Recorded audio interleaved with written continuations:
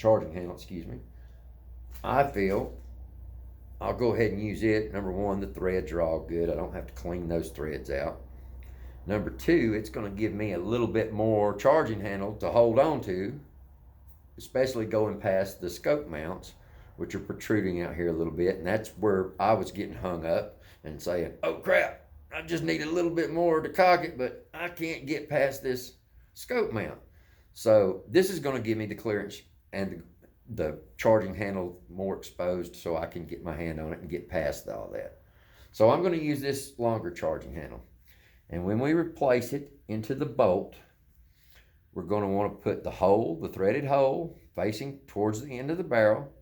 That's going to put this flat slot facing towards us if we're behind the gun.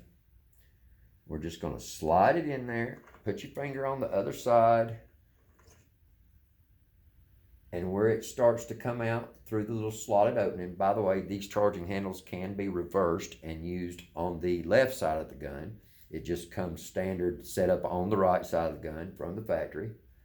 But for you that prefer it on the left-hand side, you can go in from the other side, do the same process just from the other side. But I always put my finger back here on the slot where it comes out and sort of just feel that it's flush with the opening edges of that slot. And that's going to put you in the general vicinity of where you need to be. Now, I find it easier. And by the way, once you have ground off bad threads, if that is the case for you, it is necessary, if your threads are still connected, it is going to be definitely necessary to remove the barrel and the spring before you can attempt to loosen this rod from the charging handle. So remember that. But in my case, I had to grind the portion that no longer had threads on it off. And you might have to do a little touch-up work to get to a place where your thread has a starting point that will easily be accepted on the threads in the charging handle. But then you're just going to take your rod. There's a hole right here through this place where this threaded portion for the end of the shroud. There's 4 screws run into here, hex heads, stainless steel. By the way, all of the hardware on this gun, everything I have to say is of the best quality. I know if you've dealt with anything with Allen head screws, especially, I do a lot of RC cars and stuff, and I find it so aggravating when you go to loosen your screws on something and they're such poor quality that it just strips out and you're left trying to beat a screw out or get it loosened somehow, some other way, and then you're looking to try to replace the screw. All these have been excellent quality. I've not even had the least little bit of stripping on any of them.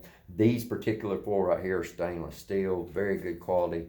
So just another point to make here about the refinements of this gun. Now there's an extra hole over here on this side for this rod to go through. And even if you swap your charging handle to the other side, you're going to have to take these 4 bolts out, turn it to where this hole is on the other side so the rod can go through and connect to the charging handle if you put it on the left side. But here, we're just going to go through that hole slowly and gently. Then we can see it come out right here. And then we're going to make sure we keep our charging handle in line and the right distance in or out this way, whatever you have to do. Once we get it seated in there, let it push it all the way back till it stops.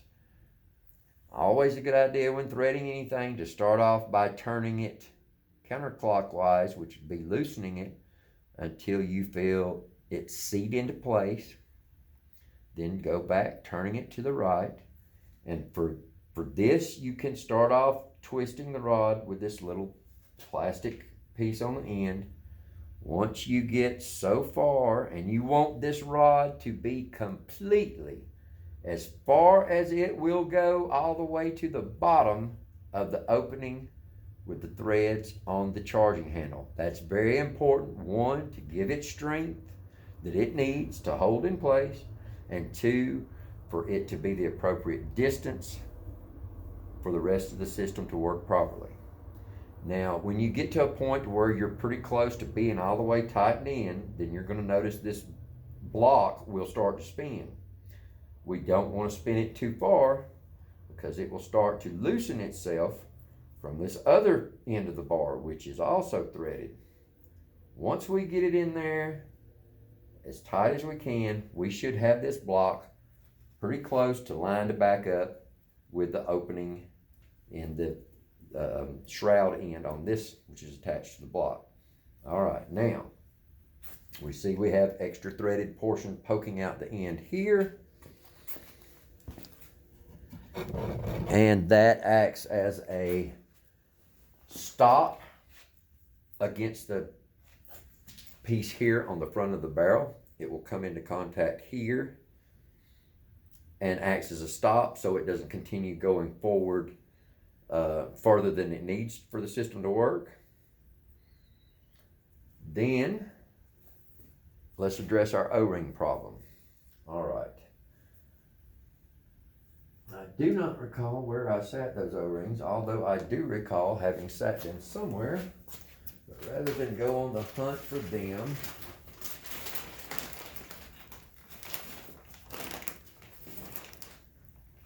let's just go ahead and get us another one. Now, even though this O-ring was damaged and broken and was actually missing a part of it, I was able to determine what size it was. And now, if you're not familiar with O-rings, the most common color is going to be black, and that is just a simple, in most cases, nitrile rubber. And like I said, the most common. But O-rings do come in other colors. Sometimes the colors are signifying the O-ring is designed for different use. But for the most part, if it's rubber, it's an O-ring. No matter what color it is, if it fits, you can use it. I like to use the green O-rings as much as I can because they are just a little bit tougher material. But there's nothing wrong with the black ones, nothing wrong with the purple ones, red ones, clear ones, white ones, whatever. But I had already found the proper size to replace these O-rings, and this is the same thickness and the same outside diameter and the same inside diameter. So I'm going to go back to my silicone grease.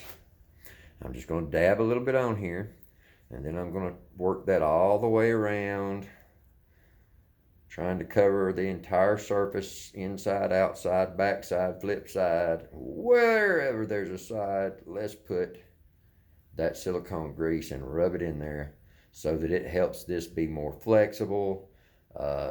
It's slicker to slide into place, add to its life expectancy.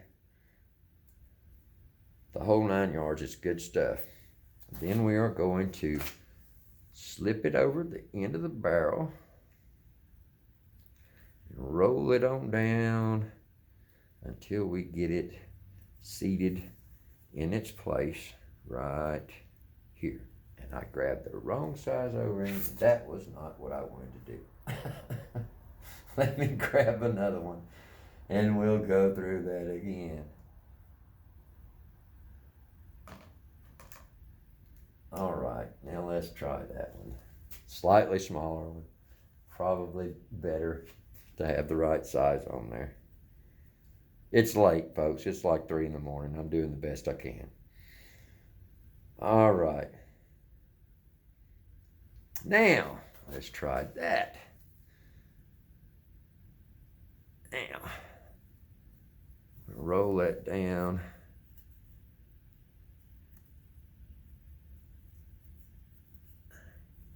And voila, in place.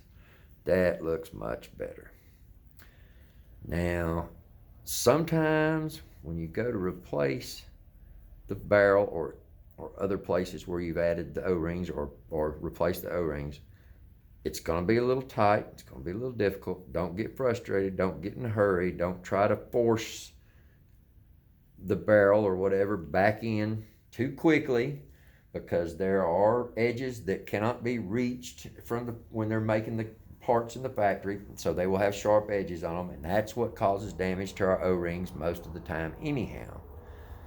Now, once we get the O-ring replaced, we're going to take our barrel. We're going to take our spring. We're going to start the barrel with our transfer port or barrel port on the bottom side, our 3 flat places on the barrel up top. Thread it through this block. Perfect example of the O-ring being a little bit tighter now. See that first one? It has just a little wear on it. I probably should replace it, but we're not going to do that right now. But it was a little bit tight going through this hole. That's to be expected. Once we've got it through, remember our end where the spring is pinched flat and touching the coil before it, we'll go towards the end of our barrel. Get over that O-ring, and then we're going to slide it onto our barrel, slide our barrel in a little at a time. We're going to reach a point, and you saw that bolt slide back forward. That's because we're attached now, so pulling this block towards the end of the gun into the barrel is going to pull and close that bolt. We're going to slide on in here, push our barrel on through the rest of the length of the spring, keeping our flat spots on top. We're going to thread it into that hole, pull your spring back clear of the opening of the shroud end, and then carefully, because you're going to be tight with this O-ring, give it a little tappy tap. There we go, and work it on in. And by the way, when you remove the barrel or any other part that has an O-ring inside that you don't get to see, if you see that there's some damage or the O-ring's broken, check the inside where that came from to make sure there's no debris left from where the O-ring was damaged and can cause any problems or get into your system. You're going to reach another spot where it'll be a little bit tight, but then everything should be just sort of smoothly going in like that. And you're going to check, now you can release your spring. This is a good time to very carefully remove one or a couple of your set screws here completely to where you can see down through the hole, and make sure that you are lining up with your flat spots at the right place. I have gone a little too far. Another way to check that is to look where your magazine opening is, and you should have the smaller, very end portion of your barrel should be protruding past the block. The opening where the barrel goes through, you should have the very end of it, which is cut slightly smaller, should be protruding out of the block, and then the recessed portion should be even with the opening of the block. Then sort of eyeball your flat spots to where they're looking like they're close to the top all the way up. And you can replace your set screw.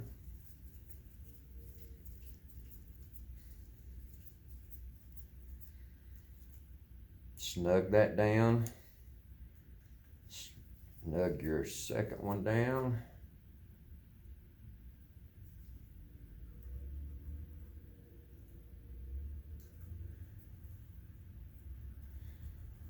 Then take your 5mm for the largest and most rearward set screw. Tighten it on down. Now, go back and put a final little nudge on them. Don't have to overdo it, but do want them snug. Don't have to go all He-Man on it. Now we've got them all three snugged up.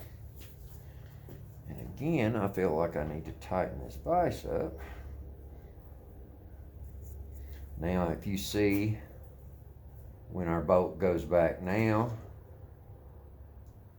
everything's working appropriately. Might not even be a bad idea to put a little bit of silicone down here around the spring. Just sort of rub a little bit here and there.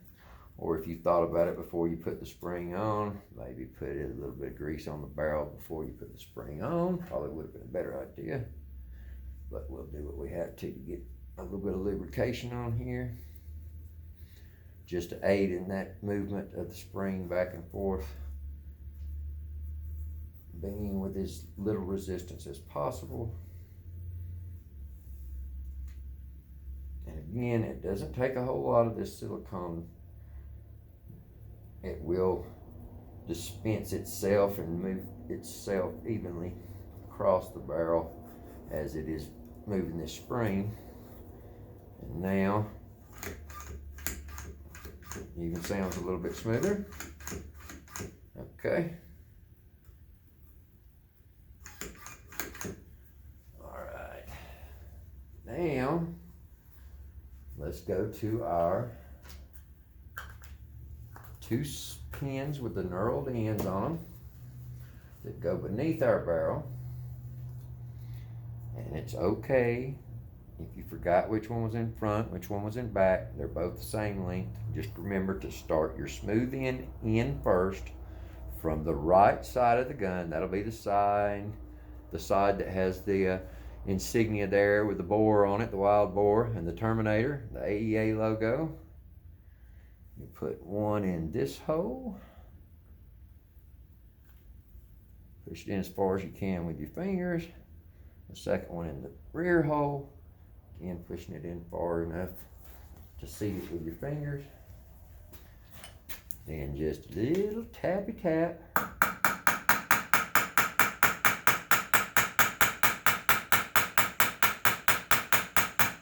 Get them started.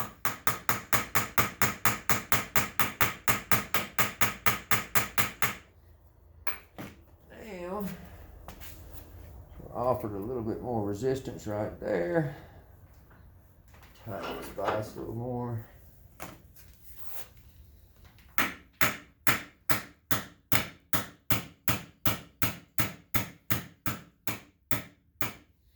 Stop before you get too far down there.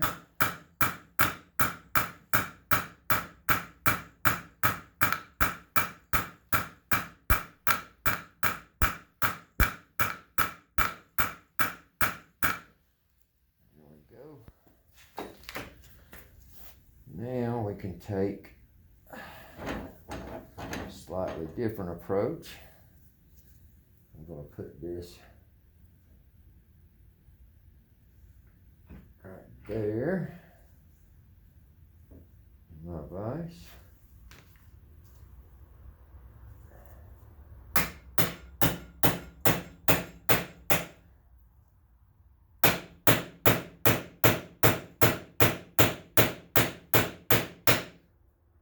Flush is fine. You don't have to countersink it. You don't have to keep driving it all the way in until it's totally disappeared. But we will take, I've sort of made a flat spot on this scratch off so it doesn't slip off with a point on it. I'm going to set them just beneath the surface, so they're not protruding to snag up on clothing, or if there's a sharp edge, slip a finger across it and cut it. Nothing major. There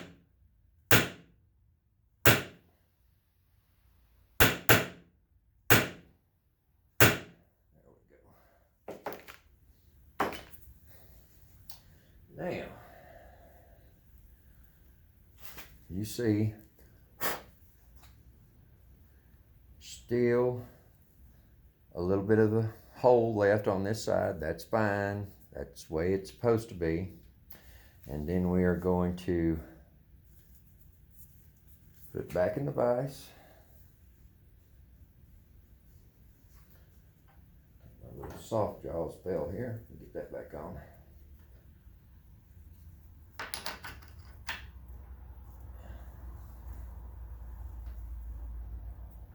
Put thing back in there. Get her tightened up.